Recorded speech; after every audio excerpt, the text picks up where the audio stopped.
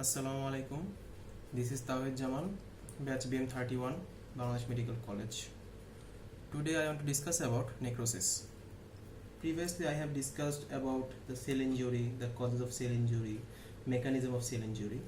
So when the irreversible cell injury occurs, then the cell deaths. There are two types of cell death. One is necrosis, another one is apoptosis. Apoptosis is the programmed cell death. It will be discussed on later on.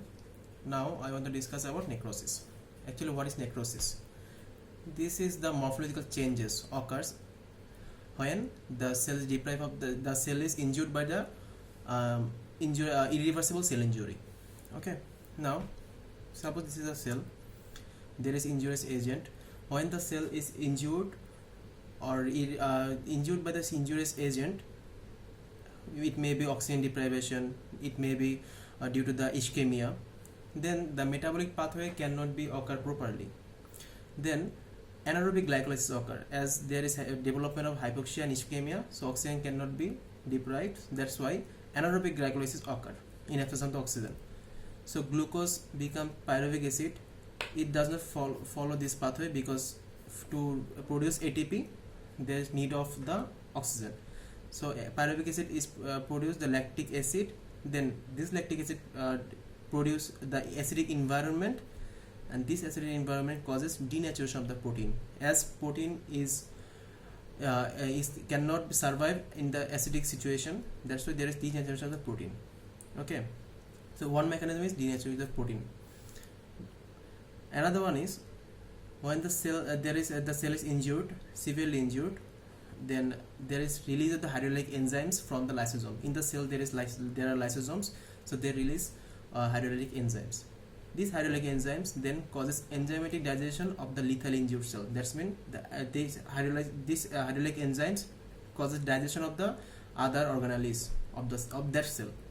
If it digests that cell particles organelle, then it is autolysis. If it digests the another cell organelle, it is heterolysis. It is also caused by the microbial substances. Sometimes the cell releases the cell membrane damaged. You have seen, তোমরা আগে দেখছো যে এখানে cell membrane damage হয়েছিল mechanism A. Then there is release of the organelle. It will causes some particle release, and it will then attract the neutrophil or sometimes the microbes. These microbes produce some destructive enzymes, and the neutrophil, which causes some toxic substances that causes digestion of this organelle, and this known as heterolysis. Okay, so there's two mechanisms mainly. One is denaturation of the protein, another one is enzymatic digestion of lethally injured cell. Now what is necrosis? So necrosis refers to a spectrum of morphologic changes that follow cell death in living tissue, largely resulting from the progressive degradative action of enzymes on the lethally injured cell. That was the first one I have described, but there is another mechanism, that is enzymatic digestion of the lethally injured cell. Right? Now there are morphologic changes. Listen, nuclear changes and the cytological changes. Nuclear changes, there are karyolysis, pycnosis, and karyohexis. Now, what is karyolysis? Normally, when the cell is stained by the hematoxylin and eosin stain, the nucleus is take blue stain, that is basophilic, and the cytoplasm takes red stain or pink stain, that is eosinophilic. Okay, so basically in the karyolysis there is fragmentation of the DNA, loss of DNA. That's why the basophilic stains, it takes less stain, blue stain. That's why there is decreased basophilia.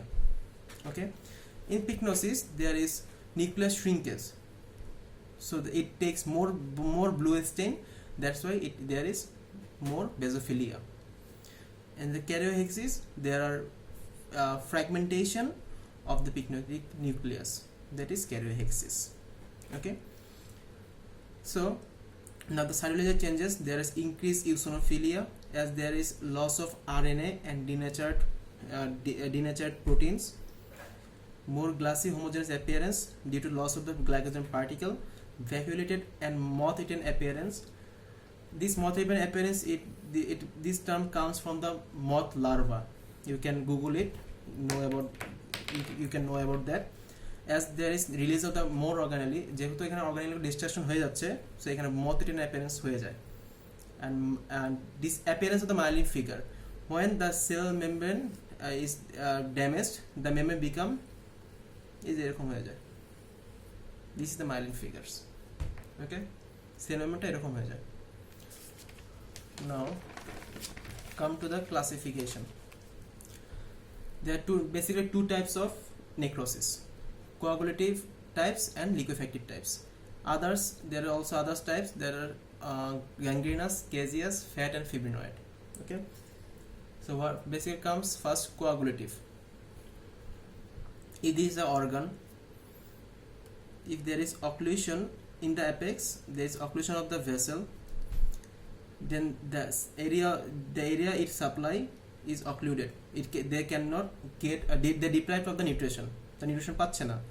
That's why the area become opaque and acidophilic. Okay, so but the cell architecture is preserved. So first point, cell architecture is preserved.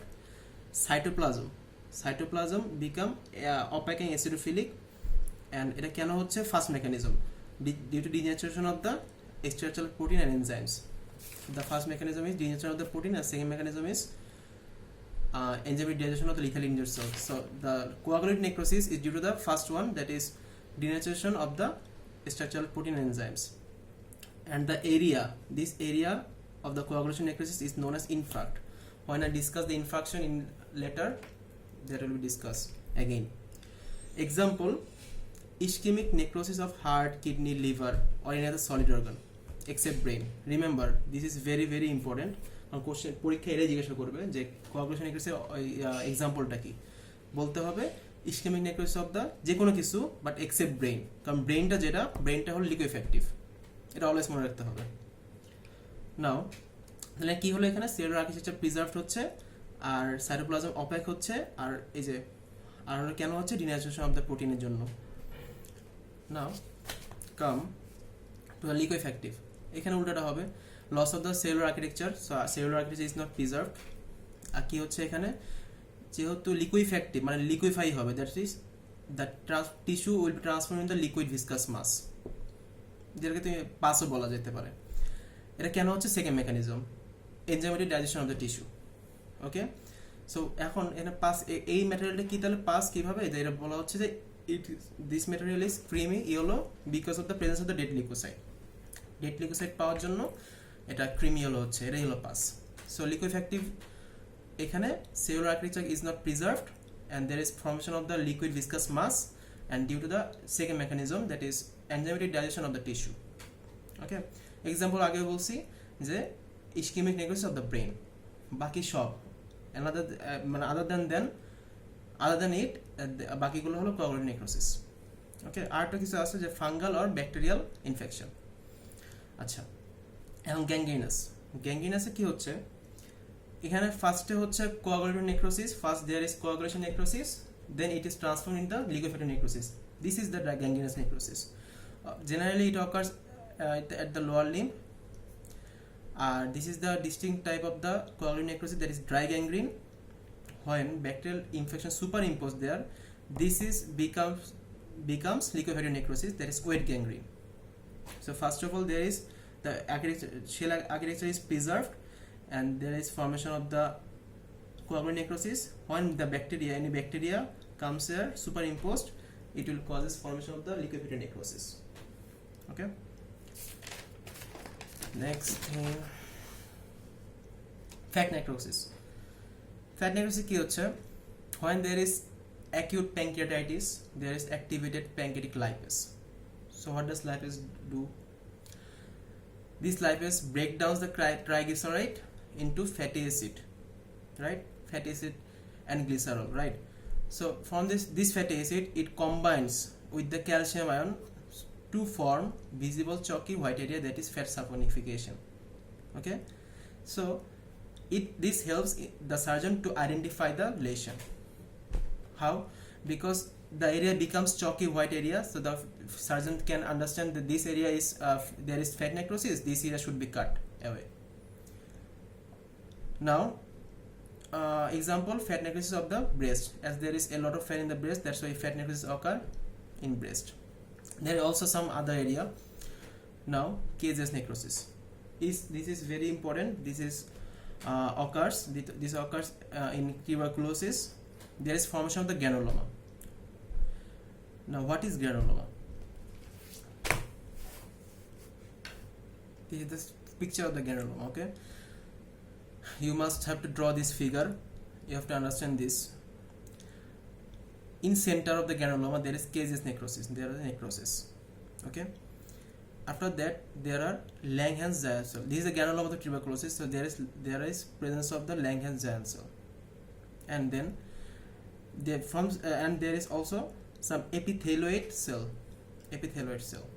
Okay, and there in this and after that there is presence of the lymphocyte and fibroblast. When there is activated macrophage in response of the inflammation, the activated macrophage, a group of activated macrophage become epithelioid cell. Okay, then a group of epithelioid cell becomes Langerhans giant cell. Okay, so what is the structure of the granuloma? From center to the periphery, first one is caseous necrosis, second one is Langerhans giant cell, third one is epithelioid cell, fourth one is lymphocyte, and fifth fibroblast. এটা serially বলতে হবে, must এবং রাখতে হবে। Okay, now last one, fibrinoid necrosis. This is seen in the immune reaction. Is the complexes of antigen and antibodies are deposited in the walls of the arteries. Example, rheumatic fever, vasculitis, malignant hypertension, rheumatoid arthritis, SLE. Okay, that's all about necrosis. So what is necrosis? This is the morphologic changes that follow cell death. Morphologic changes. These are the morphologic changes that follow cell death, resulting from the first mechanism, that is degradative action of the enzymes on the lethal angel cells. Now the second one, degradative action of the enzymes on the lethal angel cells. So that's all about necrosis. Allah Hafiz.